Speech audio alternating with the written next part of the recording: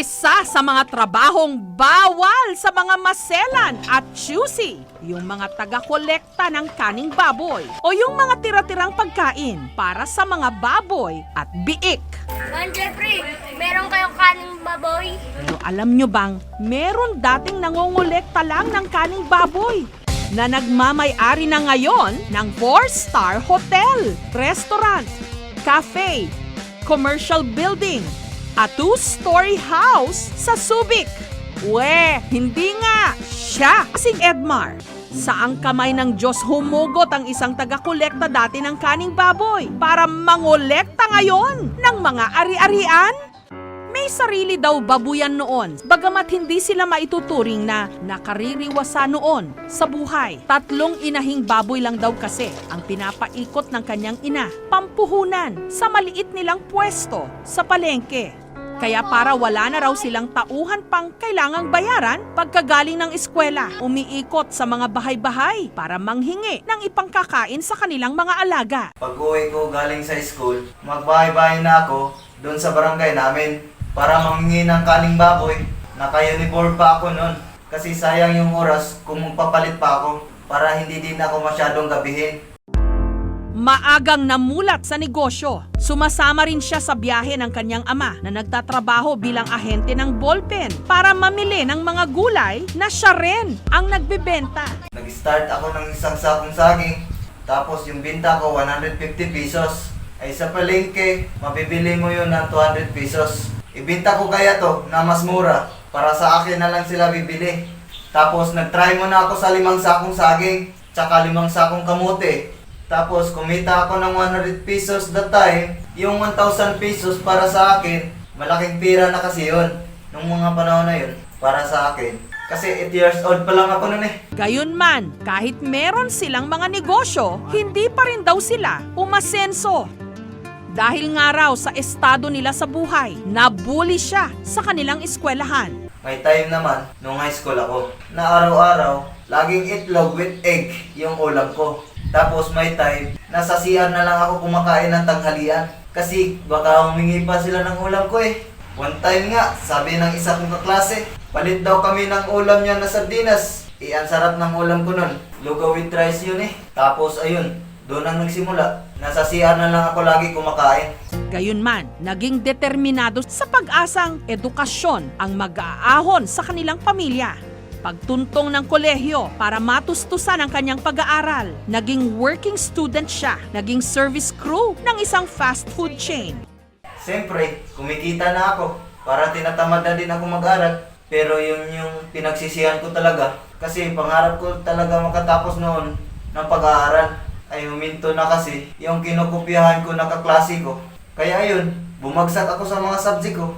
Kaya pinili ko na lang talagang huwag na lang ituloy yung pag-aaral ko. Tapos naisip ko na magtrabaho na lang sa abroad.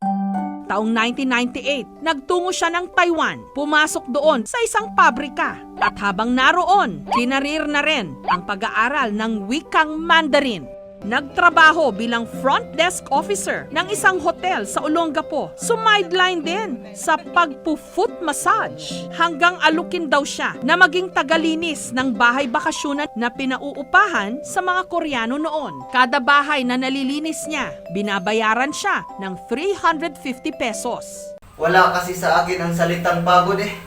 Kasi ang gusto ko nun, makasurvive kami. Makalipat kami ng bahay. Magkaroon ako ng sariling CR para hindi na ako pumupunta sa mga kaibigan ko para kumain sa loob ng CR nila. Kasi yung CR nila walang ref. Dahil marunong mag-Mandarin, doon na raw siya nagkaideya na ialok din sa mga kliyente na bilhin na lang ang mga nirerentahan o inuupahan nilang bahay. Kaya mula sa pagiging tagalinis ng mga townhouse na pinauupahan at kada bahay na naibenta niya, nakatanggap siya ng $10,000 o kalahating milyong pisong komisyon. Nagkaroon ako ng mga investor na mga Taiwanese kasi nakapagsalita ako ng mga lingwahe nila.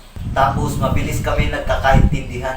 Kaya yun, nasisesto ko sila. Dahil likas na mabokas, naengganyo niya ang Taiwanese na mag-invest sa negosyo niyang real estate. hanggang namuhunan sila sa mahigit 100 units na townhouses para i-buy and sell. Isa sa mga naging estudyante ko na Taiwanese, anak ng investor ko ngayon. Nag-offer siya sa akin na magbukas ng kumpanya. Tapos doon na kami nagsimula na magnegosyo.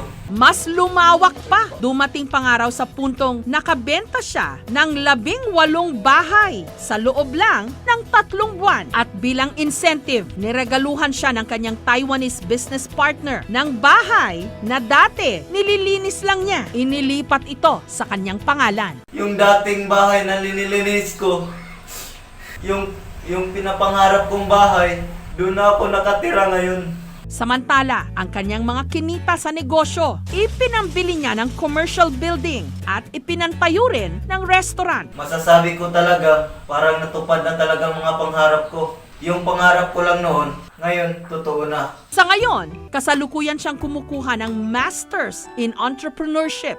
Yung road to success, talagang mahirap. Isipin lang natin lagi na bawat hirap may katumbas na ginhawa. Giginhawa din tayo.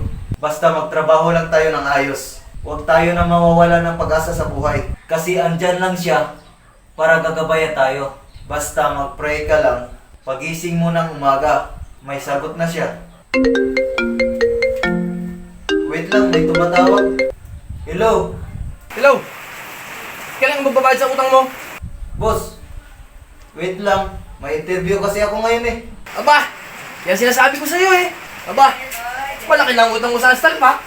Magbayad ka na. Oo boss, may bahit lupa pa naman ako dito eh. Pwede pa to isanla. Sige, basta ha. Magbayad ka na. Asahan ko yan. Makakabaya din ako sa'yo boss. Kung yung manok nga, buhay tinataya. Ako pa, nanonood lang. Sir, baka may alam ka nang bibili ng bahit lupa. Wala na kasing pampuhunan sa talpak eh. Wala sir eh. Mag-post ka na lang sa buy and sell na group sa FB. Baka meron doon. Sayang sir, mukhang swerte pa naman ako ngayon eh. Si Edmar ang isa pang patunay na ang kahirapan hindi sentensya sa buhay. Pwede itong malagpasan at mapagtagumpayan.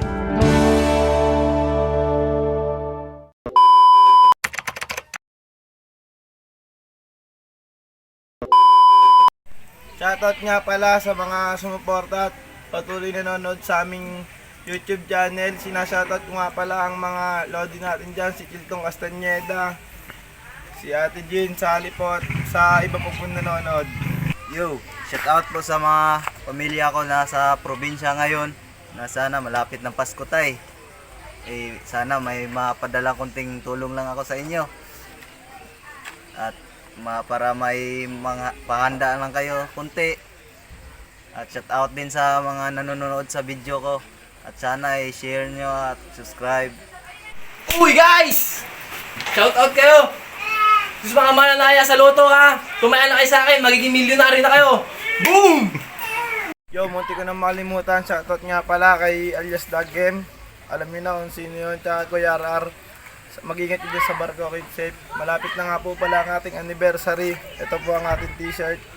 Yun lang po. At huwag niyo kakalimutan mag-like at mag-subscribe sa YouTube channel. At mag-ipon na po kayo nito. Oh, ano yan?